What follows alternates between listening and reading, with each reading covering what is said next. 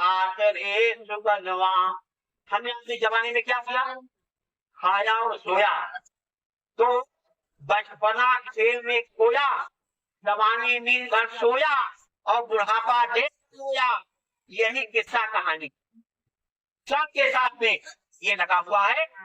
तो आगे क्या होता है कि बालापन बिताई जिहला खेल और खवाई पे, अरे जवानी में किहा उत्पात रे सुगनवा।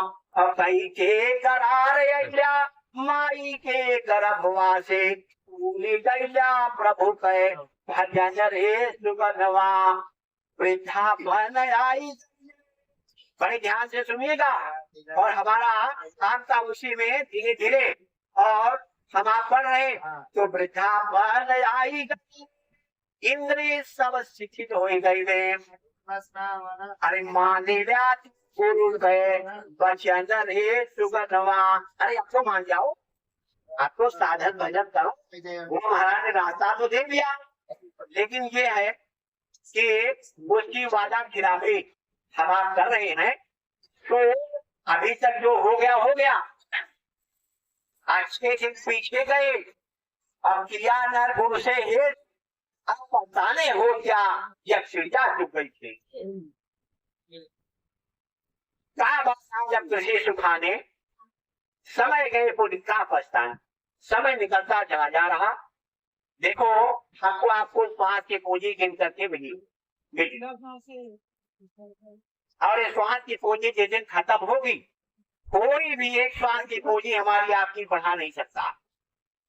दो समय भी है और श्वास की पूंजी भी है, अमोलक मनुष्य शरीर भी है। तो बाबा जी गुरुदेव जी महाराज ने कहा कि तुमने करार तो कर दिया, करार दिया प्रभु कृपा करहु यही भांति, और सब सभी भजन करब दिन राति। वाट पहर तुम्हारा गुण गई हो, और किसी से नेह नहीं हो। श्वास श्वास पर सुमिरब तोहि, अब प्रभु बाढ़ो चलती मोहि। इतना किया करार तब गर्भ से बाहर भया। देखो हम आप गर्भ से बाहर आ गए, तो कहाँ कहाँ कहीं रोवन लागे, कहा अच्छा है बताओ, बच्चा जब जन्म लेता है तो अंग्रेजी में रोता है, फारसी में रोता है, गुजराती भाषा में रोता है, या मतलब कि बंगाली भाषा में रोता है। चाहे वो पाकिस्तान में पैदा हो, चाहे वो अंग्रेज अमेरिका में पैदा हो, लेकिन सब बच्चे एक सरीके, ना कोई अंग्रेजी में रोता है, ना कोई बंगाली में रोता है, सब कहते यदि कहाँ आ गए, किस देश में आ गए। देखो प्रेमियों, बाबा जय गुरुदेव जी महाराज ने कहा बच्चा ये तुम्हारा देश, अच्छी तरीके से समझ लो कि ये तुम्हारा ये देश नहीं है, तुम्हारा ये मकान नहीं है, तुम्हारी ये जमीन नहीं है, तुम्हारी ये जायदाद नहीं है, तुम्हारा यहाँ कोई का लोग कोई भी कुछ नहीं, कुछ नहीं है प्रेमियों। ये शरीर जब अपना नहीं है तो सामान क्या, जड़ है शरीर, ये मिट्टी है, एक दिन मिट्टी का मिट्टी मिट्टी में मिल जाएगा, तब क्या करोगे आप, क्या कुछ नहीं हो पाएगा। आज समय है हमारे आपके पास में प्रभु को पाने के लिए, और जब भी आप पाओगे इसी मानव तन मंदिर से ही पाओगे।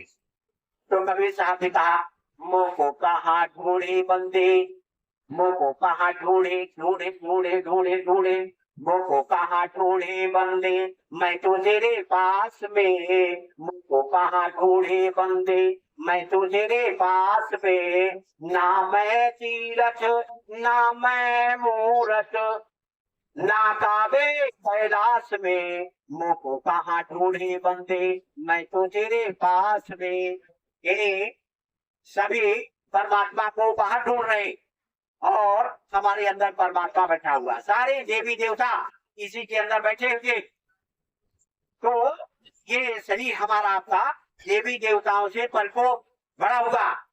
बुधा चक्र पर गणेश भगवान, नाभि चक्र पर मां सावित्री, उसके ऊपर हृदय चक्र में शंकर पार्वती, और कंठ चक्र पर आद्या महाशक्ति चतुर्ध्वा देवी कहा जाता। आज देखो उनका पहला दिन, दुर्गा माता का पहला दिन है आज नवरात्रि का। और सबसे पहले हम आपको शुभ कामनाएं ये देता हूँ नवरात्रि का। आज पहला दिन है, आप सब लोग बड़े ध्यान से सुनिएगा। नवरात्रि इसमें 9 दरवाजे, और जब 10वें दरवाजे पर पहुंचोगे तब जाकर के आपको महसूस होगा ये नवरात्रि का मतलब। नवरात्र में अपना काम बना लो। ये 10वां दरवाजा, ये दोनों आंखों के बीचों बीच में जहाँ देविया बिंदी लगाती, पुरुष जहाँ टीका लगाते, वही पर आत्मा बैठी हुई है प्रेमियों। और ये आत्मा का श्रृंगार किया जाता, आत्मा अपने अंदर बैठी हुई है, उसी का श्रृंगार होता है।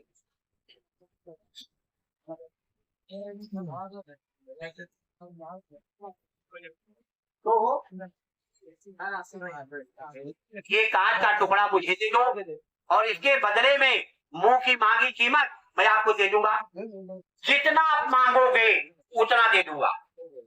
तो वो भाजी सब्जी वाला अब मन में विचार करने लगा कि कितना इसका मांग लो। 1000, 2000 या 3000, 4000, 5 सस्ती का जमाना था प्रेमियों। तब 1 आने, 2 आने, 12 आने, 16 आने, 1 नए पैसे, 2 नए पैसे, 5 नए पैसे सब चलते थे, उस समय की बात थी। तो अब वो सब्जी वाला सोचने लगा कि कितना मांग लो। तो उसने कहा कि 5000 दे दो और मैं दे दूंगा, इसको दे दूंगा। वो मन में विचार किया कि इसको दे देता हूँ और फिर मैं दूसरा पत्थर डालूंगा, कोई कांटा टुकड़ा या पत्थर का टुकड़ा, तो उसे अपना नाम दे दूंगा। तो तुरंत उसने कागज निकाला, लिखा पड़ी हुई, उस पर साइन ले लिया उसका, और लेकर के 5000 रुपया तुरंत उसको दे दिया। और वो कांच का टुकड़ा ले लिया अपने गिरफ्त में, और लेकर के बोला, तुम जानते हो ये क्या चीज है? सब्जी वाले से पूछ रहा है वो जौहरी कि तुम जानते हो क्या चीज है? क्या आपको क्या पता है? मैं तो इससे धनिया मिर्चा तोड़ता हूँ और तोड़ के बेचता हूँ। तो कहा एक डायमंड हीरा है, इसका कीमत तुमको पता है? चाहे हमको क्या पता है, मैं तो धनिया मिर्चा बेचा करता हूँ। बाट बनाया था हमारे शेर की, देखो बैठे हुए जानते हैं। पहले देखो वो पत्थर का घिस करके उसका बाट बनाते थे। 100 ग्राम, 50 ग्राम, 1/2 किलो, आधा किलो, 1-1 किलो तक का वो बाट बना के रखते थे। अभी जब से छापा पड़ने लगा तब से वो मतलब जो बहर वाला 1 किलो वाला बाट वो सब रखने लगे। नहीं तो पहले यही सब इसी तरह से काम चल जाता था। तो वो क्या हुआ कि उसने पूछा कि इसकी कीमत तुमको पता है? कहा कि हमको क्या पता है। तो कहा कि इसकी कीमत है इस समय पर 5000 करोड़ रुपया। इतना बड़ा था वो तो डायमंड हीरा, तो कहा कि 5000 करोड़ रुपया है इसका। कि ये तो बड़ा गड़बड़ हो गया, अब तो लिखा पढ़ी भी हो गई है और साइन भी कर दिया हो, अब ये मुझे वापस मिलने वाला नहीं। वो लेकर के चला गया। 10 साल से प्रेमियों उससे वो धनिया मिर्चा तोड़ के बेचा करता। वही हालत हमारी आप कि अमोलक हीरा जैसा अमोलक मनुष्य शरीर। देखो बाबा जय गुरुदेव जी महाराज दया कृपा करके और हमको आपको खोजे। अच्छा प्रेमियों, एक सवाल के जवाब हमारे आप लोग देंगे। क्या आप में से किसी ने गुरु महाराज को खोजा है? नहीं। बताइए, अगर कोई भी इसमें बैठा हो ये बता दे कि मैंने गुरु महाराज को खोजा है, मैं उसका दर्शन करना चाहता हूँ। नहीं खोजे? नहीं। बात पक्की हो गई। तो आपको किसने खोजा? गुरु महाराज। गुरु महाराज ने खोजा और कहा बच्चा ये अमोलक दौलत है, जो शरीर जो संसार के जर्रे को, एक जर्रे के इस धरती को हीरा बना डालो और उसको दान कर दो, लेकिन इस दौलत तुमको मिलने वाली नहीं। ये परमात्मा को पाने की दौलत है प्रेमियों। तो दौलत हमको आपको फ्री में मिल गई, फ्री में। तो जैसे फ्री की दवा आप बीएमसी से आप लाते हो म्युनिसिपालिटी से, तो उसको 1 खुराक 2 खुराक खा करके उसके बाद में जब आराम हो गया तो फेंक देते हो, कहते हो जाने, पैसा लगा नहीं आपका। और जो दवा डॉक्टर बाहर के लिख दिया है उसको बड़े ध्यान से भाई इसको खा लो, इसमें पैसा लगा हुआ है और महानगर पालिका की दवा आप उठा के कचरे में डाल दें, चलो फिर ले लेंगे, जरूरत पड़ेगी तो प्रेमी यही हाल हमारा आपका। तो गुरु महाराज देखो कितनी दया कृपा हमारे आपके ऊपर की है। ये तो हम सब प्रेमियों को पता है कि कितनी दया गुरु महाराज की हमारे आपके ऊपर बरसी और बरस रही। और इस समय पर पूज्य महाराज जी की दया, जैसे एक टीचर रिटायरमेंट होता है तो क्या उसकी कुर्सी खाली हो जाती है तुरंत, और उसको सरकार दूसरी नियुक्ति यानी मुहर लगाती है कि भाई ये अब ये शिक्षक ये इस पर कुर्सी पर बैठेंगे और इन सबको पढ़ाएंगे। तो ऐसे ही गुरु महाराज जब शरीर छोड़ने लगे तो इनका जन्म हुआ 1 जनवरी 1896 में।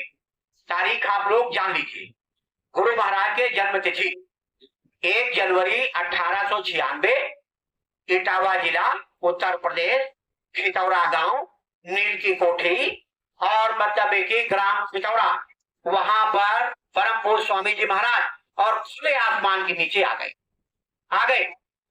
1896।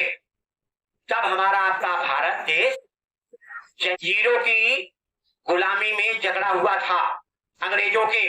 उस समय पर गुरु महाराज यहाँ इस धरती पर, पावन धरती पर और आए। उसके बाद में 4.5 से 5 वर्ष की अवस्था होते होते और 3 वर्ष में तो इनके पिताजी शरीर छोड़ गया, और 4.5 से 5 वर्ष की अवस्था होते होते माता जी का भी समय पूरा हो गया। तो देखो प्रेमियों, गुरु महाराज को माता जी ने बुलाया, कहा बच्चा इधर आओ। ये गुरु महाराज गए और खेल रहे थे, हाथ जोड़ के गए खड़े। कहा माता जी क्या हुक्म है?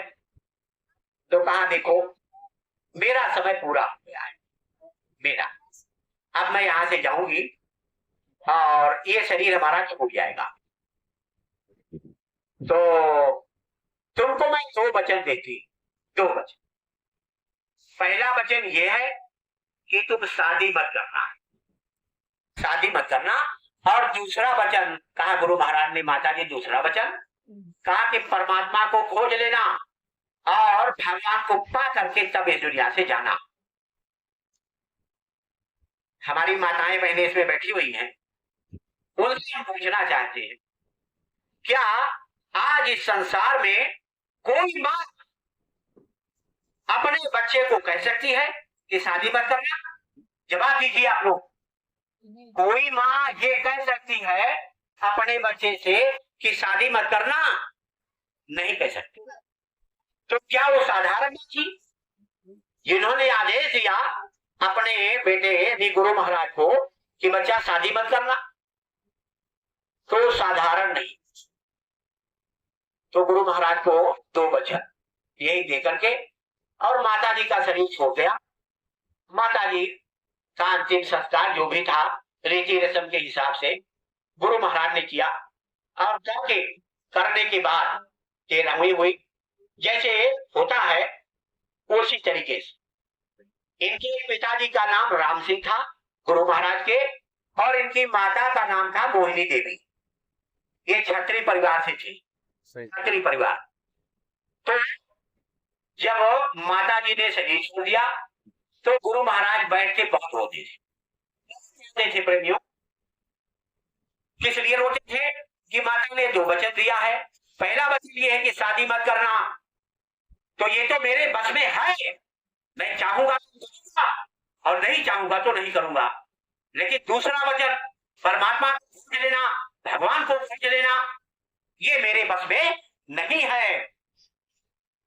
कब मिलेंगे, कहां मिलेंगे, कैसे मिलेंगे, मिलेंगे कि नहीं मिलेंगे, ये मेरे बस में नहीं। यही सोच करके बाबा जय गुरुदेव जी महाराज रोया करते थे। एक दिन विचार आया कि घर में बैठ के तो मिलेगा नहीं, आज चल करके बाहर खोजा जाए। गुरु महाराज निकल गए, रात को 12 बजे लगभग निकले। क्या है, और मैं इसको सब अपना सौंप दूंगा और ये राजगद्दी के मालिक बनेंगे और ये राजा बनेंगे और आपके भाभी राजा। तो ऊपर बड़ी सेवा और गुरु महाराज जी करने लगे। तो गुरु महाराज थोड़े दिनों व्यतीत हुआ, उसके बाद राजा के महल की वो रंगाई मतलब कि कलर बलर ये सब होने लगा, उत्सव जैसा माहौल बन गया। तो महाराज ने नौकरों से पूछा, क्या पूछा कि ये क्या हो रहा है, ये सजावट ये कलर ये क्यों हो रहा है। तो नौकरों ने गुरु महाराज से कहा कि आपको नहीं पता है। कहे नहीं पता। कहे नहीं पता। कहे नहीं पता है। कहा कि राजा आपकी शादी करने वाला है, इसी शादी के सिलसिले में ये सब हो रहा है। बैठ जाएगा ना, खड़ा रहो। अच्छा। तो गुरु महाराज ने कहा वैसे तो हम ये थे, सब जानते थे। अरे जब ये कह सकते हैं, बता सकते हैं, भविष्यवाणी कर सकते हैं कि आगे चल करके राजा की राजागिरी खत्म हो जाएगी और यहाँ प्रजातंत्र लागू हो जाएगा, तो इतना नहीं जानते कि क्या हो रहा है। लेकिन देखो हमारे आपके लिए गुरु महाराज ने पूछा कि ये क्या हो रहा है, तो कहा कि ये तुम्हारी शादी। तो गुरु महाराज और लोटा में पानी लिए और शौच के लिए बाहर जाने की इच्छा जताई कि मैं बाहर जाऊंगा शौच के लिए। तो नौकरों ने राजा से कहा कि बच्चा बोल रहा है कि बाहर जाऊंगा शौच के लिए, बाथरूम जाने के लिए। तो नौकरों से राजा ने कहा कि ले जाओ और दूर से निगरानी रखना, पहरेदारी। इसको समझ में नहीं आना चाहिए कि मेरे ऊपर पहरा बैठा हुआ है, अब कहीं भाग के जाने न पावे, कहीं भागने न पावे, इसके लिए इसको निगरानी करना। तो नौकरों ने कहा जी हुजूर। तो चल पड़े गुरु महाराज आगे आगे लोटा में पानी लेकर के, नौकर पीछे पीछे। तो गुरु महाराज उलट करके जब देखे तो कहे कि भाई आप लोग ऐसे आते रहोगे मेरे पीछे पीछे तो हम शौच कैसे करेंगे। अरे मुझे शौच तो कर लेने दो, टट्टी तो कर लेने दो, तुम लोग ऐसे पीछे पीछे आओगे तो तुम लोग ठहर जाओ, तो मैं शौच करके आता हूं तो चलूंगा फिर। तो नौकर रुक गए और गुरु महाराज खेत की उस पार नदी और पहुंच गए। वहां कोट पैंट सारी जो भी राजसी वस्त्र मिला था उसको उतार करके और उस नदी में फेंके और कूद गए नदी में। नदी के उस पार भागे, उस पार और भगे और भाग करके और कहा कि माता जी ने जो वचन दिया था शादी मत करना, तो ये होते होते तो बच गया, बच गया। अब ऐसे कब तक बचूंगा, कोई ना कोई फंसाई देगा, जल्दी करो परमात्मा की खोज जल्दी करो और जल्दी मिल जाए। तो गुरु महाराज खोज रहे, कंदराओं में गए, गुफाओं में गए, साधुओं की जहां गए, मंदिर में गए, मस्जिद में गए, देवालय में गए, शिवालय में गए, जहां जहां दुनिया खोज रही है। हम आप जब गुरु महाराज नहीं मिले थे तो हम आप भी खोज रहे थे ना। हमने भी बड़ी ही पूजा किया, बहुत। शंकर जी पूरी बात बता रहा हूँ, शंकर जी को बहुत मानता था, बहुत दिलों से, दिलों जान से मानता था जब गुरु महाराज नहीं मिले थे। तो उसके पहले और शिवरात्रि को तो ऐसा जहोत्री करता था कि क्या कहा जाए, पूरा घर भरता था खड़ा, उसमें जो की बाली बैर मतलब क्या क्या धतूरा बदारा सब डाल करके और डाल करके ले जाकर किसी कंधे पे रखता था। छोटा तो छोटा ही, लेकिन भाव थे। तो ले जा करके और शंकर जी के मूर्ति पर वहीं शिवलिंग पर और ऊपर से छोटा था और यही मन में कहता था कि पी लो अच्छी तरीके से, प्यास बुझ जाए। देखो भाव थे, प्यास बुझ जाएगी। सब लोग लोटा में लेके आते हैं, गिलास में लेके आते हैं और मतलब चम्मच में लेके आते हैं, लेकिन मैं घड़े में लेके आया हूं, अपनी बात बता रहा हूं, घड़े में लेके आया हूं, तो पी लो। तो देख ये भाव, तो देखो उनकी दया कृपा हो गई और गुरु महाराज 12 वर्ष की अवस्था में मिलते हैं। 12 वर्ष, आज के 40 साल पहले गुरु महाराज ने खोजा मुझको और कहा बच्चा ये लो नामदान और ये लो ये रास्ता और भजन करना। तब खड़े होकर के गुरु महाराज और मंच पर खड़े होकर के सत्संग भी सुनाते थे और नामदान भी देते थे। 90 दिवसीय काफिला निकला हुआ था, उसी में आए हमारे मोहनगंज बाजार में और हमारे घर से 3 किलोमीटर दूर पर, वहां हम लोग दौड़ के गए कि आज नामदान मिलेगा आज। तो गुरु महाराज के पहले पहुंचेंगे और गुरु महाराज मंच पर नहीं पहुंच पाएंगे, उसके पहले मैं पहुंचूंगा। तो देखो श्रद्धा, पहुंच गए, गुरु महाराज ने नामदान दे दिया। तो देखो अब गुरु महाराज भागे और हर जगह 1 साल तक एक मौलवी साहब मिल गए तो कहा कि खुदा मिल जाएगा और परमात्मा भी मिल जाएगा और मतलब कि वो परवरदिगार भी मिल जाएगा, तो तुम नमाज अदा करो 5 वर्ष, एक 5 वक्त की नमाज अदा करो और ये जो जनेऊ पहने हुए हो इसको तोड़ो। तो गुरु महाराज ने कहा ये जनेऊ तो मैं तोड़ूंगा नहीं, इसको उतार करके रख रहा हूँ झोले में और जब मिल जाएगा तो सोचूंगा इसके बारे में, इसके बारे में। तो कहा कि ठीक। 1 साल तक नमाज अदा किए। अब जब वही बकरा ईद आती है तो उसके गले पर और छुरी चला रहे, और छुरी। तब तक गुरु महाराज पहुंचे पीछे। कहा ये क्या कर रहे हो, इसको जिंदा कर सकते हो? तो कहा कि नहीं। कहा कि जब जिंदा नहीं कर सकते तो महाराज तुमने हमारा 1 साल का समय खराब किया। रहमान मिलेगा, दया भगवान मिलेगा, तुम्हारे अंदर रहम नहीं है, तुम उसको मारते हुए तुमको रहम नहीं आई। तुमने हमारा 1 साल का समय खराब किया, इसकी सजा तुमको मिली। यही कहते कि गुरु महाराज वहां से चले गए वहां से। अरे प्रेमियों कहा नहीं पहुंचा।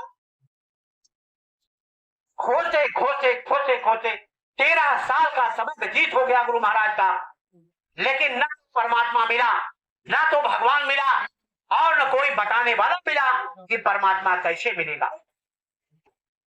साधुओं की चिमटे की मार भी खाया गुरु महाराज ने। जब परमात्मा से मिलने का रास्ता पूछते थे उनसे कि हमें बता दीजिए, इसीलिए उनकी सेवा करते थे। जिनके पास होगा तो बता देंगे, लेकिन कोई परमात्मा से मिलने का रास्ता नहीं बताया। कोई जानता नहीं, किसी को पता नहीं था कि परमात्मा कैसे मिलेगा। अब वहां से गुरु महाराज 13 वर्ष तक भटकते रहे। लास्ट में जब हार गए, परमात्मा को खोज करके गुरु महाराज थक गए, तो कहा कि अब इस जीवन को समाप्त कर देना है, इस शरीर को नष्ट कर देना है। इसलिए माता का दिया हुआ 2 वचन में पूरा नहीं कर पाया। एक तो होती बच गया और दूसरा पूरा नहीं कर पाया। इसके लिए ये शरीर, और चले गए पहाड़ियों पर, हिमालय की पर्वत चोटी पर, और वहीं कश्मीर की घाटी में, और ऊपर चढ़ करके कहा इसमें से लगाऊंगा छलांग और अपने जीवन को समाप्त करूंगा। तो वहीं बस कूदने वाले थे कि तब तक में आप ये जो हमारे दादा गुरुजी महाराज, पूज्यपाद दादा गुरुजी महाराज, इसमें तस्वीर है नहीं। देखो प्रेमियों, दादा गुरुजी महाराज वो वहां पर प्रत्यक्ष हाजिर हो गए, हाजिर हो गए, और हाजिर होकर के कहा बच्चा, ज्ञान देने से परमात्मा नहीं मिलेगा। तुम मौत को गले लगाने जा रहे हो, तो मौत हो जाने के बाद में, शरीर छूट जाने के बाद में परमात्मा नहीं मिलेगा। तुम निराश मत हो, जान मत दो, परमात्मा मिलेगा, खोज जारी रखो। तुम उसके लिए रो, तुम उसके लिए तड़पो, तब वो जल्दी मिल जाएगा। तो हंस हंस कंचन पाया, जिन पाया तिन रोए। किसी ने उसको हंस करके नहीं पाया प्रेमियों। जिन्होंने पाया अपने सच्चे पिता को, अपने सच्चे मालिक को, तो रो करके पाया, रो करके। तो गुरु महाराज पीछे कदम लिए और उनको एक साहस मिल गया कि चलो अब खोज जारी किया जाए। फिर से खोजने लगे। पहुंचे, थोड़ी दूर पर गए, एक महात्मा जी बैठे हुए, एक साधु जी वहीं गुफा के अंदर, और बैठ करके आंख बंद करके ऐसे तपस्या कर रहे हैं। तो सोचे कि महात्मा जी ने तो बताया कि जल्दी मिल जाएंगे और खोज जारी रखो, निराश मत हो, तो हो सकता है कि इसे मिल जाए। तो बैठ गए वहीं और उनके उठने का इंतजार करने लगे। जब साधु जी आंख खोले तो देखे तो सामने बैठे गुरु महाराज। तो कहा बच्चा यहाँ कहाँ कैसे आए और क्या कर रहे हो यहाँ पर इस सुनसान बियावान जंगल में? तो गुरु महाराज ने कहा देखो साधु बाबा, मैं परमात्मा की खोज में निकला हुआ हूँ और बहुत दिन हो गए, और न तो कोई बताने वाला मिला और न परमात्मा ही मिला। तो कहा देखो बच्चा, मैं इतने वर्षों से यहाँ आंख बंद करके बैठा हुआ हूँ, मुझको तो परमात्मा मिला नहीं, तो मैं अब तुमको क्या बता दूं? मुझको नहीं मिला। तो गुरु महाराज ने कहा हाँ ये इन्होंने सही कहा, जब भाई को नहीं मिला तो हमको क्या बताएंगे? लेकिन उसने कहा कि मैं आपकी हाथ की रेखा देख करके, इतना मुझे जानकारी है कि मैं आपकी हाथ की रेखाओं को देख करके ये बता सकता हूँ कि कब मिले, कब तक। तो गुरु महाराज ने फौरन वो साधु बाबा के आगे हथेली किया और हाथ की रेखाएं देख करके, और जब वो साधु देखा तो कहा बहुत जल्दी आपको कोई महात्मा परमात्मा से मिले हुए मिल जाएंगे। आपकी भाग्य की रेखाएं बता रही हैं, बहुत जल्दी आपको मिल जाएंगे। तो कहा कि और जो तुम जिसकी खोज में निकले हुए हो वो हमारे पास तो है, मैं बता नहीं सकता, और ये कोई ना कोई मिल जाएगा। तो गुरु महाराज चुप गए। अभी आपको कोई बतावे कि गुरु महाराज यहाँ आ रहे हैं, तो बताओ आपको कितनी खुशी होती है? खुशी होती है ना कि भाई हमारे महाराज जी आ रहे हैं, हमारे गुरु महाराज आ रहे हैं। कितनी मतलब की सजावट और क्या क्या स्वागत के लिए क्या क्या करना है, इस बार करने लगते हो यानी तैयारी। तो गुरु महाराज कि अब मेरी भाग जो है ये खुलने वाले हैं। वहां से चलने लगे तो वो साधु बाबा फिर बुलाए, अरे बच्चा तुम्हारे पास में पैसा नहीं है, तुम्हारे पास में मान लो कुछ सामान लेने को हुआ, कुछ खरीदने को हुआ, कुछ खाने पीने को हुआ, तो बिना पैसे का तो कोई देगा नहीं। तो मैं तुमको एक विधि बता देता हूँ। विधि क्या थी? सोना बनाने की। प्रेमियों अच्छी तरीके से जान लेना, गुरु महाराज को सोना बनाने की विधि वो साधु बाबा ने बता दिया और कहा कि बच्चा दुरुपयोग मत करना, सदुपयोग करना, जहां तुमको जरूरत हो वहां सोना बना लेना। तो कहा कि ठीक। वो दौलत सोना बनाने वाली वो साधु बाबा जो था उनके पास में दे दिया। अब गुरु महाराज चल पड़े। तो देखो वो दादा गुरुजी महाराज जो तलाटी में मिले थे, अब इनको अपने पास बुला रहे, इनकी भावनाओं को मोड़ करके, और ये गए कहा? Kanpur railway station. बाबा जय गुरुदेव जी महाराज कानपुर रेलवे स्टेशन पहुंचे। फिर सेठ जी गए थे और वहां पिकअप करने के लिए अपनी फैमिली को लाने के लिए, वो भी स्टेशन पे आने वाली थी। तो गए वहां, गाड़ी पार कर दिए और हाथ में चाबी लेकर के खड़े हुए सेठ जी। तो गुरु महाराज को कटाना है टिकट, तो बिना पैसे का टिकट तो मिलेगा नहीं। तो सोचा कि ये सेठ जी खड़े हैं तो चलो इनकी चाबी है, इसको बनाऊंगा सोना। तो सेठ जी के पास पहुंचे, कहा कि सेठ जी जरा चाबी तो दे दो। कहा जानना पहचान में चाबी क्यों दे दो, क्यों दे दो चाबी?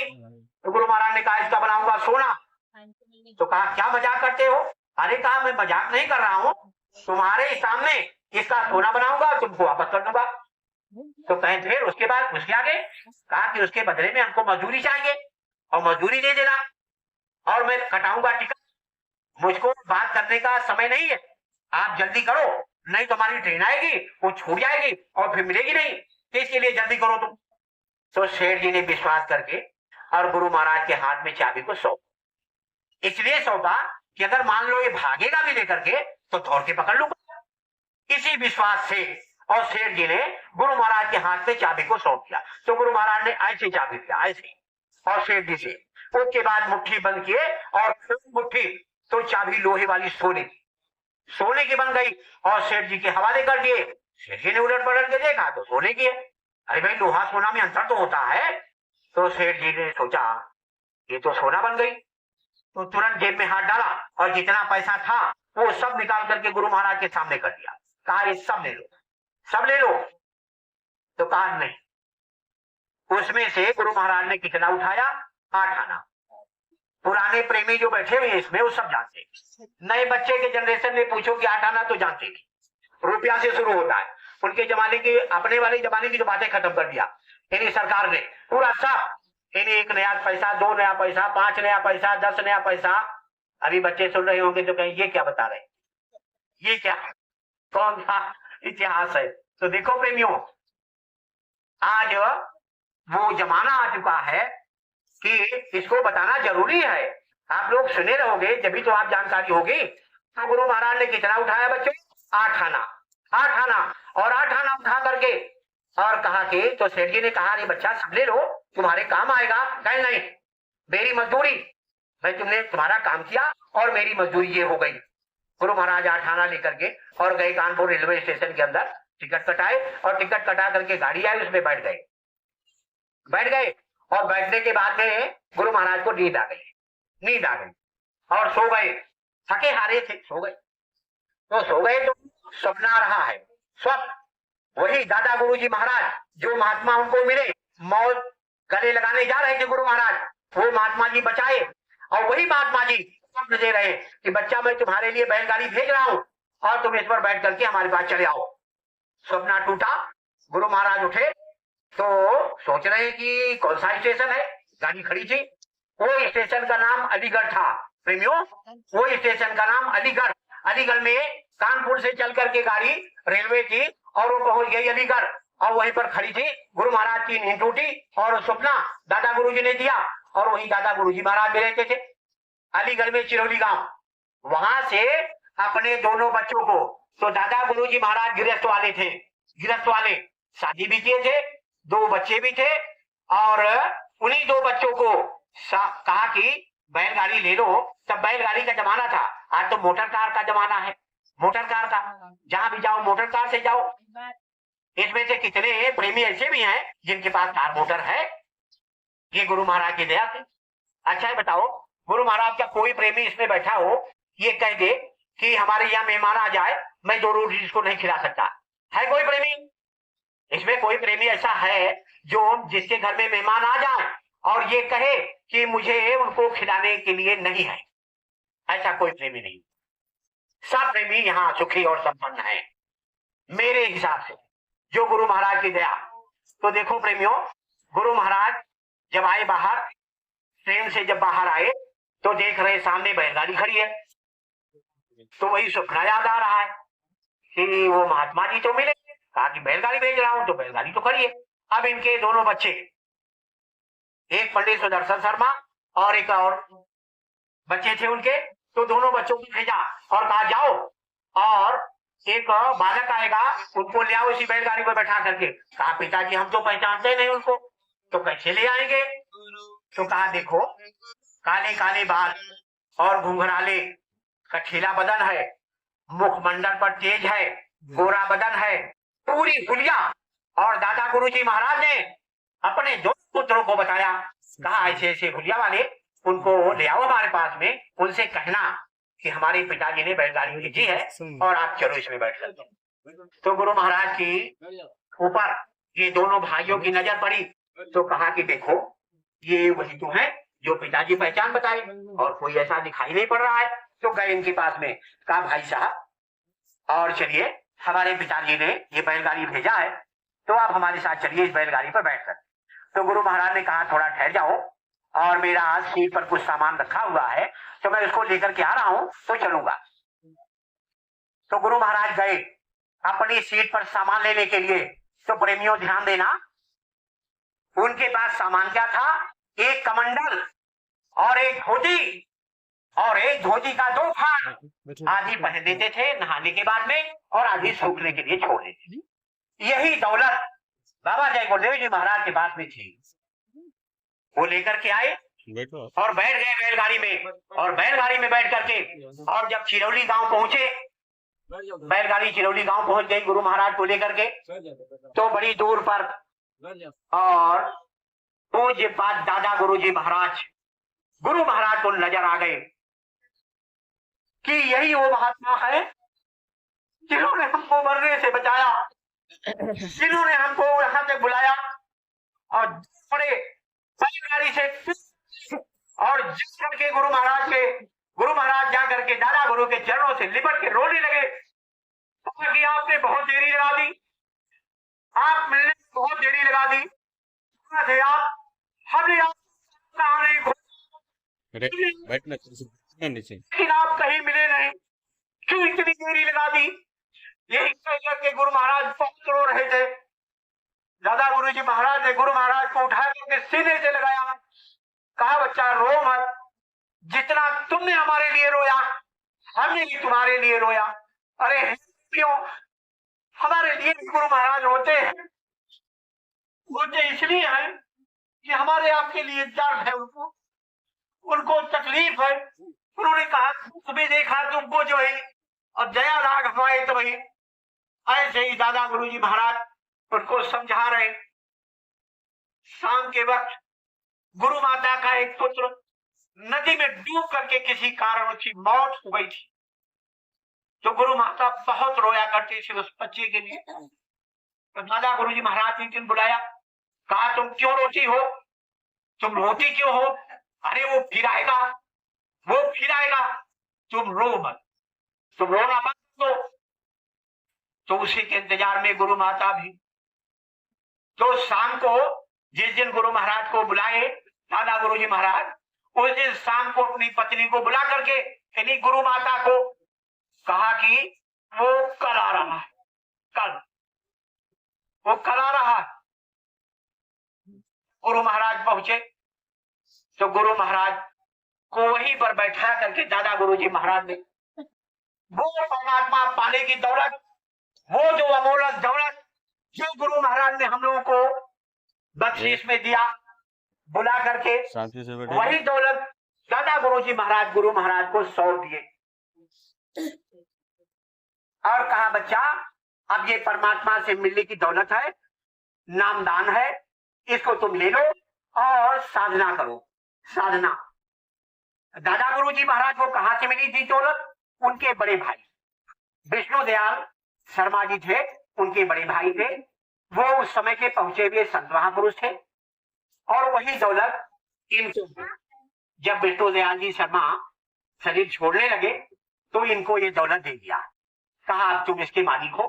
वही दौलत बाबा जय गुरुदेव जी महाराज को मिल गई।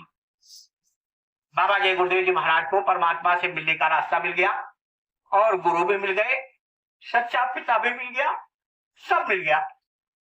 तो दादा गुरुजी महाराज ने इनको इशारा करते हुए गुरु माता के हवाले किया, कहा ये लो तुम्हारा बच्चा आ गया है, इसकी सेवा सेवा। अब दादा गुरुजी महाराज जब माता जी को सौंपे तो माता जी ने को जी भर के देखा। अब आप भाई क्या जाने कि बेटे का दुख क्या होता है, जिसका शरीर छूट जाए, जिस बच्चे का शरीर छूट जाए उसकी माँ सबसे ज्यादा तकलीफ में होती। हम भाई लोगों को उतना तकलीफ नहीं होती है लेकिन उनको बहुत तकलीफ।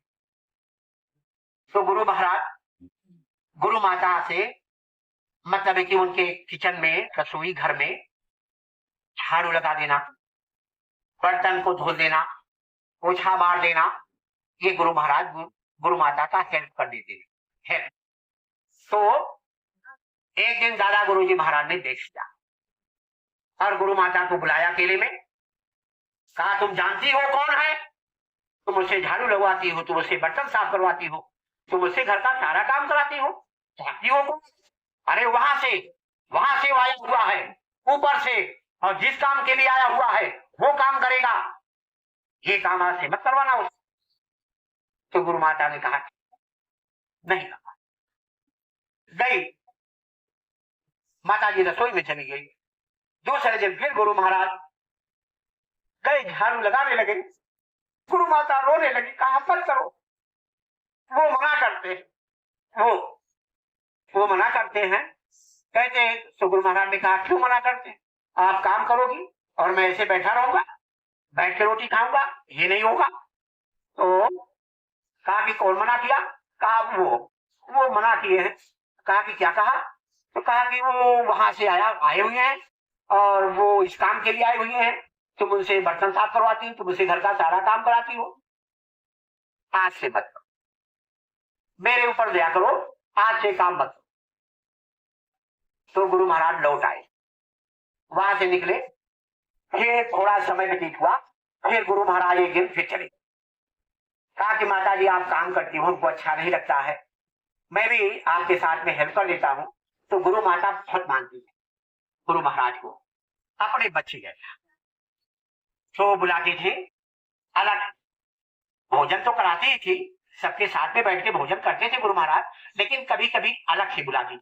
जब देखने की इच्छा होती थी माता जी की गुरु महाराज को तो अलग से बुलाती थी और बुला करके कुछ खिला देती थी, अलग लिखा प्रेम से खिलाती थी अलग। जैसे देखो माताएं हैं, खा ले बच्चा, खा ले, जबरदस्ती खिला देती हैं। वो खाना नहीं चाहता है लेकिन फिर भी खिलाती, ये प्रेम। एक दिन फिर गुरु महाराज को दादा गुरुजी ने फिर देख लिया, ये फिर वही काम कर रहे हैं। तो गुरु महाराज को बुलाए, उस दिन गुरु महाराज को बुलाया, कहा इधर आओ, और बड़ी जोर की डांट लगाया। कहा कि चले जाओ यहां से निकल और चले जाओ जंगल की तरफ, यहां मत रहो। तो गुरु महाराज रोने लगे। कहा गुरु महाराज यहाँ रोटी मिलती है और मैं करता हूं, आपका दर्शन भी हो जाता है, वहां जंगल में रोटी कैसे मिलेगी, कौन देगा रोटी? तो दादा गुरुजी महाराज डांटते हुए कहा, गुरु की डांट में भी हमारी आपकी भलाई होती। अब देखो कैसे कैसे विधान बन रहा है, अब गुरु अपने शिष्य को दूर कर रहा है। कहा चले जाओ, तो गुरु आदेश था, अब गुरु महाराज काट नहीं सकते। तो रोने लगे, कहा सरकार हुजूर, एक तो बहुत दिनों के बाद आप मिले और फिर अपने चरणों से दूर कर रहे हो, वहां आपका दर्शन कैसे मिलेगा, हमको रोटी कौन देगा। कहा कि तुम यहाँ रोटी दे रहा है, वहां तुमको रोटी मिलेगी, चले जाओ तुम यहाँ से, वहां मांग लेना, भीख मांग करके गांव में चले जाना और रोटी मांग करके लाना और करके भजन करना। तो गुरु महाराज, गुरु का आदेश था, निकले और निकल करके बुंदेलखंड जंगल की तरफ चले गए। कहा प्रेमियों, बुंदेलखंड की तरफ। और जंगल में जाकर के एक झोपड़ी बनाया और झोपड़ी बना करके और गांव में जाते थे, और गांव में जाते थे, वहां से माताओं से रोटियां मांगते थे और रोटी मांग करके लाते थे।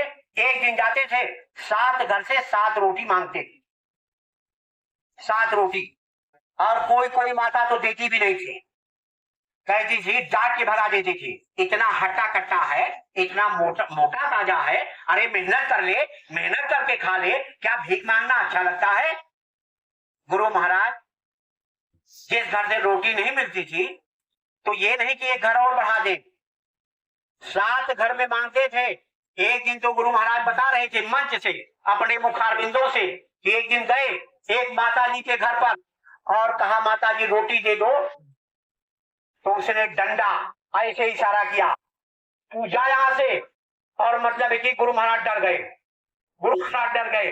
उसने डांट अपने पति को रही थी या अपने पति को डांट रही थी कि भाई खबरदार, और गुरु महाराज डेरी मतलब उसे दरवाजे के सामने खड़े होकर के सब देख रहे थे कि अगर इससे कुछ कहूंगा रोटी के विषय में तो हो सकता है 2-4 हमारी ऊपर भी पड़ जाएगी। इसके लिए गुरु महाराज वहां से निकले, अगले घर में चले गए। तो बहन धीरे से बुलाई, वो माता धीरे से बुलाई, कहा गुरु महाराज यहाँ आओ। उसके घर रोटी नहीं मिली, नहीं मिली ना, मैं रोटी देती, मैं वो रोटी बना के लाई और रोटी दिया और कहा कल फिर आना, तो फिर उसके घर में रोटी मांगना, फिर उसके घर में रोटी मांगना। कहा नहीं जाने दो, वो मतलब की वो तो डंडा लिए थी, अगर भगा नहीं होता तो मारती भी। तो ऐसे ऐसे दिन गुरु महाराज ने देखा है। तो माताओं ने रोटियां ला करके दिया, गुरु महाराज लाते थे और कपड़े में लपेट करके उसी छप्पर में खोल देते थे, और जब उनको भूख लगती थी तो उसमें से एक रोटी निकाल देते थे और उसी कमंडल में भिगा देते थे और भिगा करके फिर साधना पे बैठ जाते थे। एक एक आसन से प्रेमियों 18-18 घंटा, 22-22 घंटा और गुरु महाराज बैठ करके और साधना किए, एक आसन से, ना हिलते थे ना डुलते थे। हम आपको 5 मिनट में मतलब खत्म, 5 मिनट में सिमरन पूरा और 5 मिनट में ध्यान। गुरु महाराज ने तो 15-15 मिनट बताया है, लेकिन हम आप 5 मिनट में पूरा कर लेते हैं। सार जैसे राजधानी इस पर चल रही है, जय गुरुदेव जय गुरुदेव जय गुरुदेव जय गुरुदेव जय गुरुदेव से। आप बता, गुरु महाराज ने बताया कुछ और हम आप कुछ कर रहे, तो बताइए कैसे होगा, दया कैसे मिलेगी। अब गुरु महाराज 18-18 घंटा और बैठ के भजन बैठ। अब क्या हुआ, गांव में जाते थे और रोटी मांग के लाते, तो उस घर का क्या हाल था। तो दादा गुरु जी महाराज ने कहा था कि जिस घर से रोटी खाना, जिस घर से रोटी लाना, उसका कुछ कर देना, कुछ कर देना। तो जिस घर से रोटी लाते थे प्रेमियों, उस घर में बड़ी सुख शांति, बड़ी मतलब है कि बड़ी सुख था और बड़ी बरकत, कोई बीमार नहीं, मतलब है कि सब सुखी और सब संपन्न और सबके घर में खुशहाली हो। तो और माताएं जब इंतजार करती थी, जब 6 दिन पूरा होता था, कल वो साधु बाबा आएंगे कल, और रोटी बना के पहले से रखती थी। और जिस दिन मान लो गुरु महाराज किसी कारण नहीं गए तो दूसरे दिन गए तो बड़ी डांट खाती, बड़ी डांट पड़ती थी, माताएं बड़ी बहुत डांटती थी, अरे भाई हमने तुम्हारे लिए रोटी बना के रखा था और तुम आए नहीं, क्यों नहीं आए और कहाँ रह गए, तमाम डांट पड़ती। तो गुरु महाराज उसको भी सुन के लेते, सुन के माताओं की डांट। तो एक दिन गए, एक माता रोटी लेके आई, कहा कि आप साधक हो, साधु हो, और वो देखो सामने चारपाई पर एक बुढ़ा आदमी 1 महीने से पड़ा हुआ है, ना तो आंखें खोल रहा है और ना उसके मतलब कि श्वास टूट रही है, ना उसको मौत हो रही है, ना वो मतलब मर रहा है और ना उसको मतलब कि होश आ रहा है, और ऐसे ही पड़ा हुआ है, ना कुछ खा रहा है ना पी रहा है। 1 महीने हो गया। तो साधु बाबा थोड़ी उसके बाद दया तो कर दो, दया। तो गुरु महाराज ने फौरन अपने गुरु महाराज दादा गुरु जी महाराज को याद किया, और याद करके, क्योंकि दादा गुरु जी महाराज ने कहा था कि जिस घर की रोटी खाना उसका कुछ कर देना, तो दादा गुरु जी महाराज को याद किए, अपने गुरु महाराज को गुरु महाराज ने, और याद करके गए और उसके सीने पर और ये अपनी दाढ़ी गुरु महाराज ने रख दिया, और रख करके अब न तो कुछ बोल रहा है ना आंखें खोल रहा है, और जैसे दाढ़ी रखे वो फौरन आंख खोल दिया तुरंत। जब बताओ तो सब लोग देखे, चौंक गए, अरे ये तो बड़ा चमत्कार हो गया, ये तो बड़ी दया हो गई, ये तो आंख खोल दिया। तो आंख खोल दिया, दाढ़ी रखते ही उसके सीने पर। अब देखो, मन की हाल को सद्गुरु सब जानता है और सुनते भी है। अंदर से बात हो रही है, गुरु महाराज कह रहे भाई क्यों, क्या हुआ, क्या तकलीफ है? तो वो अंदर से बता रहा है कि देखो हमारी एक पोटली है, पोटली, उसमें कुछ धन जमा करके रखा हो, और वो देखो दरवाजा, उसी के अंदर वो जहां पशु का चारा भूसौल जिसको कहा जाता, उसी में जहां भूसा रखा हुआ है, उसी में अंदर ऐसे हाथ डालोगे तो वहां मिल जाएगा। उसी पोटली को मंगा, उसी पोटली। अब बोल तो नहीं पा रहा है लेकिन अंदर भावना से बता रहा है।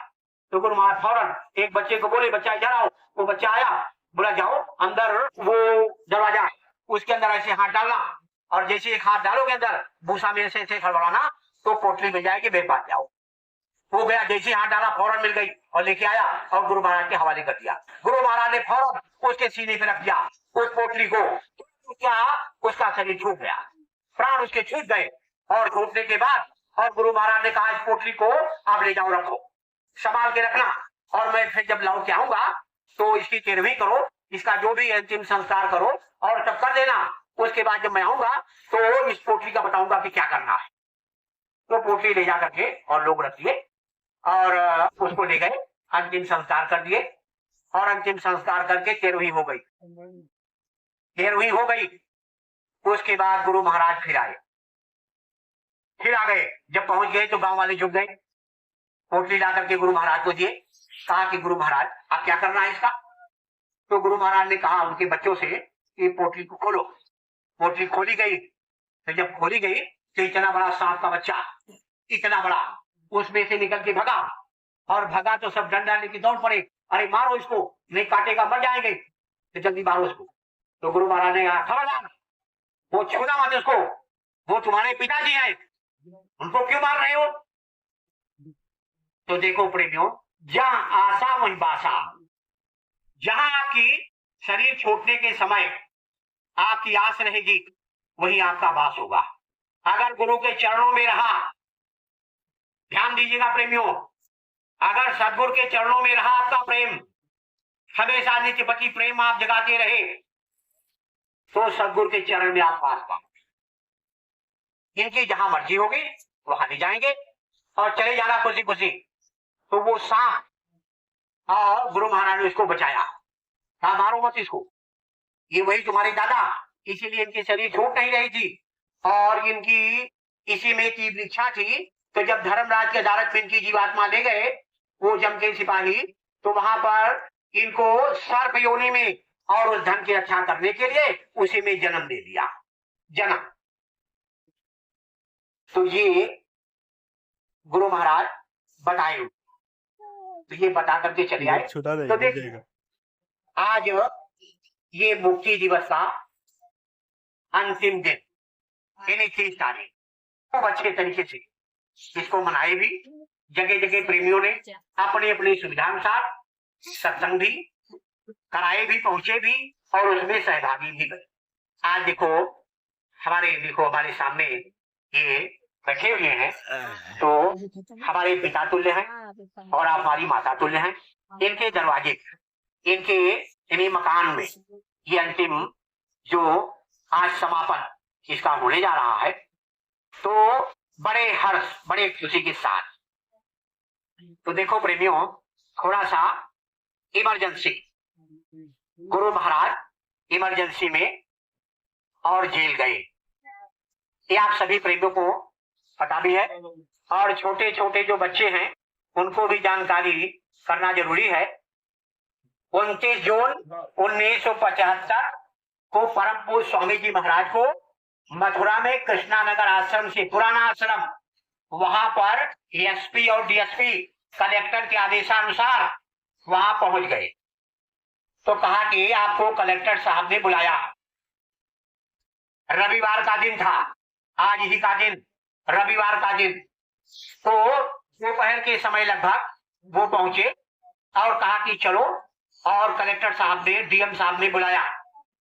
तो गुरु महाराज ने क्या कहा, हम आपका ही इंतजार कर रहे थे, आपका, और चलो।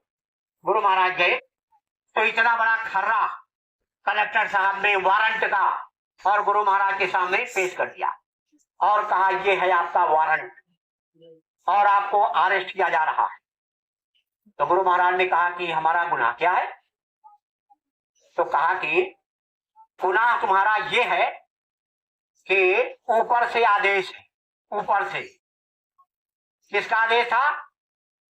महिला प्रधानमंत्री का, महिला, एक स्त्री प्रधानमंत्री का, आप सब लोग जानते हैं। तो उस स्त्री प्रधानमंत्री का आदेश, वो वारंट, ये आपके सामने, और आपको हिरासत में लिया जा रहा है। तो गुरु महाराज ने कहा गुनाह क्या है? तो कलेक्टर ने कहा कि मथुरा स्टेशन से और इंडियन रेलवे का अपने कंधे पर आप लेकर के भाग रहे थे, यही आपका गुनाह है। तो गुरु महाराज ने कहा कि आप कह रहे हो तो ठीक है, आप कह रहे हो तो ठीक। गुरु महाराज ने कहा कि वो प्रेमी साथ में गए थे, उनको कलेक्टर ने कहा कि भाई आप लोग चाहिए अब, और ये आज रहेंगे और कल के विषय में देखेंगे। कल, आज तो यहाँ रहेंगे मथुरा। दूसरे दिन सुबह प्रातः कालीन मेला में परम पूज्य स्वामी जी महाराज को आगरा के सेंट्रल जेल में और ले जा करके, और जो कैदी रहते हैं उनके साथ में गुरु महाराज को कैदी की तरह 16 महीने तक बाबा जय गुरुदेव जी महाराज आगरा के सेंट्रल जेल में रहे। उसके बाद में वहां से बरेली जेल, बरेली, वहां ट्रांसफर किया गया। तो वहां प्रेमियों, दीपावली के दिन ऐसा क्यों हुआ कि चूंकि जो मौजूदा सरकार उस समय पर थी, कांग्रेस की सरकार, महिला प्रधानमंत्री, उसकी हाँ में हाँ बाबा जय गुरुदेव जी महाराज ने नहीं मिलाया। इसके लिए बाबा जय गुरुदेव जी महाराज को जेल में रखा गया। और सन 72 में, और मतलब चकिया में बाबा जय गुरुदेव जी महाराज 75 में, सन 1975 वहां पर सत्संग सुनाया और लगभग 10 लाख प्रेमी वहां इकट्ठा हो गए। तो बाबा जय गुरुदेव जी महाराज ने कहा, देखो प्रेमियों, भजन करना, धीरज मत तोड़ना, और आगे कुछ समय के लिए तुमको सत्संग नहीं मिलेगा। और ये मौजूदा सरकार, ये मतलब कि इसका विलय होगा, ये हारेगी, और तमाम तरह का घोषणा ये गुरु महाराज ने भविष्यवाणी कर डाली। ये बौखला गई। 12 जून 1975 को जिला जो जस्टिस होता है सिन्हा, उन्होंने आदेश कर दिया कि इसका मताधिकार और ये छीना जा रहा है 6 वर्ष के लिए, ये कोई मताधिकार नहीं प्रयोग कर पाएगी। इससे पागल हो गई और पागल होकर के और राष्ट्रपति का दस्तखत लेकर के, और 25 जून 1975 को राष्ट्रपति से साइन करा करके, और इससे रात को इमरजेंसी की घोषणा कर डाली कि भारत में आपत्ति मतलब ये इमरजेंसी लगाई जा रही, आपातकाल ये लगाया जा रहा। और सुबह होने के पहले सारे के सारे नेता लीडर जितने थे विपक्ष वाले, सबको जेल में डलवा दिया, सबको। जिसमें अटल बिहारी वाजपेयी, लालकृष्ण आडवाणी, मोरारजी देसाई, ये तमाम जाने माने लीडर जो थे, अन्य पार्टी वाले, अदर पार्टी वाले, सबको ले जाकर के जेल में ठोक दिया। किसी को ये नहीं मालूम पड़ा कि इमरजेंसी कब लगी। रात को घोषणा किया और रात ही रात ये योजना बना करके और सब जेल में 25 जून की रात सुबह और 26 जून को ये सब जेल। और उसके बाद 29 जून 1975 को बाबा जय गुरुदेव जी महाराज तो देखो प्रेमियों, जेल में किस किस तरीके से गुरु महाराज ने अपना समय बिताया, उसका वर्णन करूंगा तो बहुत समय लगेगा। इसके लिए साथ में बाबा जय गुरुदेव जी महाराज को से कोई प्रेमी मिल नहीं पा रहा था, न किसी को मिलने का आदेश, सारे प्रेस बंद कर दिए गए, सारे मतलब कि मीडिया वालों को कोई मतलब सब बंद कर दिया गया कि कोई सूचना बाहर न निकलने पावे। ऐसी स्थिति ला करके इसने खड़ी कर दिया। स्कूल में बच्चे जाते थे, उनकी नसबंदी, उनकी नस को काटना, ये सब इतना बड़ा माहौल पैदा कर दिया कि जहां पाओ डॉक्टर यानी चोली बना करके घूमने लगे, सब इसके शिकंजे में थे, सब इसका कहा मानते थे। उस समय जो भी थे सब इसका या तो कहा मानते थे या इससे डर गए। कोई खुलेआम घूम नहीं पाता था, बच्चे स्कूल नहीं जा पाते थे, और स्कूल जाते भी थे तो उनको रास्ते में ही उनकी नस को काट दी जाती थी। इन नसबंदी, गर्भपात, भ्रूण हत्या और तमाम प्रकार के ये सब लगा करके, और इसने इतना तांडव फैलाया कि वो तांडव अंग्रेजों ने भी नहीं फैलाया था। हिटलर से भी बढ़ करके और ये निकली और इस तरीके से रखा। जिस दिन हम आप दीपावली मनाते हैं, लड्डू पूरी खाते हैं, दिया जलाते हैं, उस बाबा जय गुरुदेव जी महाराज के पैरों में वो डंडा वाली बेड़ी और डाल करके यहाँ तक अंडकोश तक मतलब लगा करके 4 किलो की बेड़ी और गुरु महाराज को दीपावली के दिन पहना दी गई। किसके आदेश पर? नारायण दत्त तिवारी, उस समय का मुख्यमंत्री उत्तर प्रदेश का, उसने आदेश दिया और ये बेड़ी पड़ गई गुरु महाराज की। डंडे वाली बेड़ी कितने किलो की? 4 किलो की। 4 किलो की बेड़ी डाली गई। किस लिए डाली गई? क्योंकि बाबा जय गुरुदेव जी महाराज ने कहा कि मैं समर्थन नहीं करूंगा। 3 अधिकारी गए जेल में, कहा कि समर्थन कर दो और आपको छोड़ दिया जाएगा, आपकी बेड़ी काट दी जाएगी और आपको रिहा कर दिया जाएगा। कुछ नहीं, मैं इस पर दस्तखत नहीं करूंगा। मुझे खरीद नहीं सकता, मैं बेचने वाला नहीं हूं। वैसे प्रेम से मुझको चाहे जो खरीद ले, लेकिन पैसे से कोई भी माई का लाल मुझको खरीद नहीं सकता। बाबा जय गुरुदेव जी महाराज ने वहां जेल में बहुत सारे कैदियों को गुरु महाराज ने नामदान भी दिया। यही बहाना था जेल जाना उनका। जो जेल से निकल न पाते प्रेमी, उनके लिए गुरु महाराज जेल गए।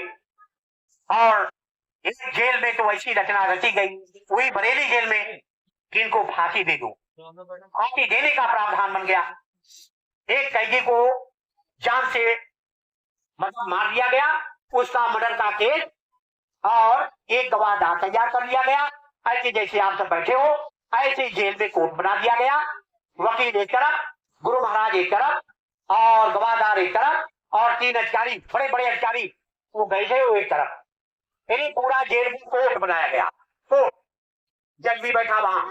तो जज ने गवाहदार ने पूछा कि क्या तुम इनको जानते हो? तो कैदी ने सीधा साफ जवाब दिया, कहा हमने जीवन में कभी इनको देखा नहीं और न तो कभी मैं इनको जानता। तो जज ने वहीं कलम से अपने कहा कि भाई जब गवाही ऐसा कह रहा है, गवाहदार कह रहा है कि इनके ऊपर कोई केस नहीं और मैं अपनी कलम से इनको बरी कर रहा हूँ, वहीं जेल से बरी करके चला गया। बताओ जना बड़ा आश्चर्य। बाबा जय गुरुदेव जी महाराज को इस तरीके से रखा गया था, न तो बाहर कभी निकल पाएंगे और इनको जेल में ही सब मतलब हो जाएगा और ये कभी नाम नहीं लेंगे। और सही बात, साधारण आदमी अगर गुरु महाराज के तरीके, गुरु महाराज के असर से होता जेल में, तो वो दम तोड़ दिया होता। लेकिन देखो, सारी यातनाओं को हमारे आपके ऊपर की, सारे कष्टों को गुरु महाराज छेड़ करके और चले गए जेल में। और बरेली जेल में 125 दिन तक वो डंडे वाली बेड़ी में गुरु महाराज रहे। उसके बाद फिर बेंगलोर जेल उनको शिफ्ट कर दिया गया। बेंगलोर जेल जब प्रेमी यहाँ जाने लगे और मतलब कि जेल भरो आंदोलन, बच्चियां भी जेल में गई, पुरुष भी गए, और ऐसी ऐसी माताएं भी गई जिनके पेट में बच्चे, वो जेल चली गई, देवियां जेल चली गई, पुरुष जेल चले गए, सब जेल भरो आंदोलन हो गया। एक दिन में 30-20 हजार प्रेमी और जेल भरो आंदोलन, जेल को भजन गृह बना दिया प्रेमियों। जैसे आप लोग सब यहाँ बैठे हो ना, ऐसे ही प्रेमी लोग जाकर के जेल भरो आंदोलन कर दिया और भर गए जेलों में। तो उनको ले जा करके जो बाहर रहते थे प्रेमी, जो जेल में नहीं जा पाते थे, जेल में जगह खत्म हो जाती थी, उनको ले जा करके दिसंबर के महीने में, आप लोगों को मालूम होगा कि दिसंबर के महीने में कितनी ठंडी पड़ती, और ले जा करके गोरखपुर के जंगल में वहां लाठियों से पीटा जाता था। कपड़े उतरवा करके, बच्चियों को नंगा करके, बच्चों को नंगा करके, और वहां लाठियों से पीटा जाता था, और पीटे पीटते थे वहां, और गुरु महाराज को जेल में उन लाठियों के निशान उनकी पीठ पर। तो जेलर ने देखा, कहा गुरु महाराज ये किसकी मजाल है, ये किसने सजा दिया आपको, आप मेरी कस्टडी में हो।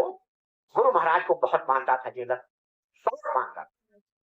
गुरु महाराज को देखता था, एक तरफ लेटर देखता था, लेटर में लिखा था ये खूंखार डकैत, ये खूंखार बदमाश जा रहा है, इसके ऊपर कड़ी निगरानी रखना, 4-4 संगीन धारी पुलिस, और गुरु महाराज की बात मतलब की सुरक्षा के लिए कहीं भागने न पावे।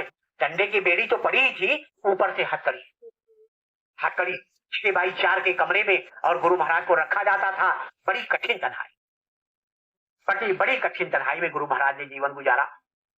इसलिए गुजारा कि हमारे आपके लिए गुरु महाराज ने इसके लिए आवाज उठाया कि आने वाली जो जीवात्माएं हैं, अगर मनुष्य शरीर उनको नहीं मिलेगा और सबकी सब नसें कट जाएंगी और सारे पुरुष नपुंसक हो जाएंगे, तो बच्चों का जन्म कैसे होगा, आने वाली नस्लें, जो आने वाले बच्चे हैं पैदा नहीं हो पाएंगे, तो भजन कैसे करेंगे, उनकी आत्मा का कल्याण कैसे होगा। इसके लिए गुरु महाराज ने आवाज उठाया। इसी आवाज उठाने के कारण और मतलब कि गुरु महाराज को जेल में रखा गया, प्रलोभन दिया गया, आपको हेलीकॉप्टर दे देंगे, आपकी आश्रम की जमीनें सब नीलाम करवा दिया था सरकार ने। एक कांच के गिलास प्रेमियों एक कांच की गिलास भी नहीं छोड़ा था, सब उठवा ले गई सब।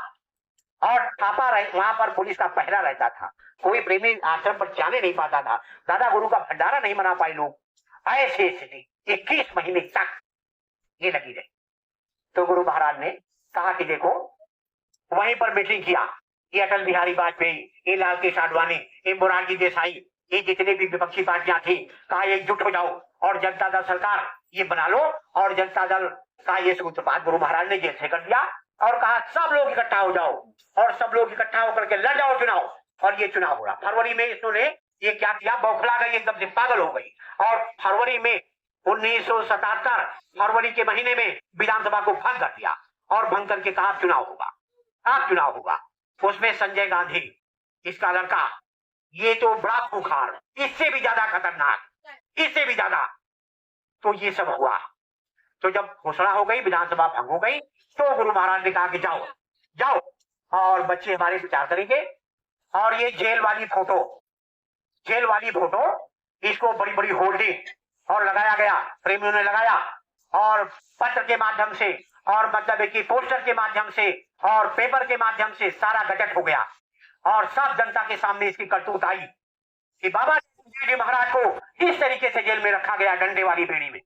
और जनता देखी, अब जब देखी थी तो जनता का दिमाग मतलब कि घूम गया, और घूमने के बाद में बाबा जय गुरुदेव जी महाराज ऐसे आशीर्वाद। तो इन नेताओं ने कहा कि आप तो जेल में हो, हम चुनाव कैसे जीतेंगे। तो कहा कि गुरु महाराज ने कहा मेरा आशीर्वाद काफी, मैं आशीर्वाद दे रहा हूं, जाओ। हो गया काम। और 22 मार्च को जनता दल की सरकार बन गई, मोरारजी देसाई प्रधानमंत्री बने। और उसके बाद फौरन शाम को शाम, और जैसे ही शपथ ग्रहण किए तुरंत इमरजेंसी को खत्म किया, और उसके बाद में गुरु महाराज की रिहाई का ऑर्डर, और प्रातःकालीन बेला में पहुंच गया 23 मार्च सुबह।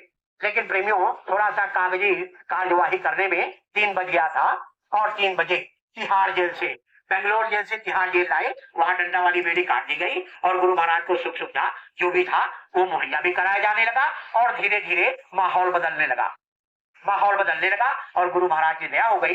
तो प्रेमी लोग दर्शन के लिए 23 मार्च को, जिस दिन आप मुक्ति दिवस मनाते हैं, हजारों हजार की संख्या में, और लाउड स्पीकर लगा करके, और गुरु महाराज के इंतजार कि कब हमारे पिता जेल से बाहर आए, कब हमारे प्रभु जेल से बाहर आएंगे, उनके इंतजारी में इस तिथि को गुरु दर्शन पाया, काली रात समूल नसाया, हम आप मुक्ति दिवस मनाते हैं। तो देखो प्रेमियों, बड़ी खुशी, प्रेमियों के अंदर बहुत खुशी और ये हो गई। तो देखो प्रेमियों, समय हमारा ये समाप्त, और आप सब लोगों को जो भी था वो हमने बताया। हमने क्या बताया? गुरु महाराज ने बताया। हम तो निमित्त मात्र हैं। एक आपके जैसे आप अपने माँ बाप के बच्चे हो, वैसे मैं भी हूँ। मैं कोई ज्ञानी नहीं हूँ, और गुरु महाराज की दया से जो सेवा मिली हुई है, तो हुक्म के आदेश भाई बट अनुसार उसको तो करना पड़ेगा। हम सभी गुरु भाइयों को ये फर्ज है, और सेवा बहुत बड़ी चीज है। सेवा सेवा करते रहो, गुरु की सेवा हो, संगत की सेवा हो, प्रेमियों की सेवा हो, उसको करते रहो। इन्हीं शब्दों के साथ मैं अपनी गाड़ी को विराम दूंगा।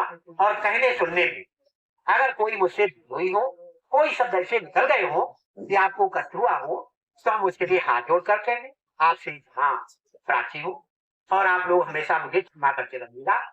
एक बार प्रेम से मालिक के पावन नाम का उच्चारण करेंगे।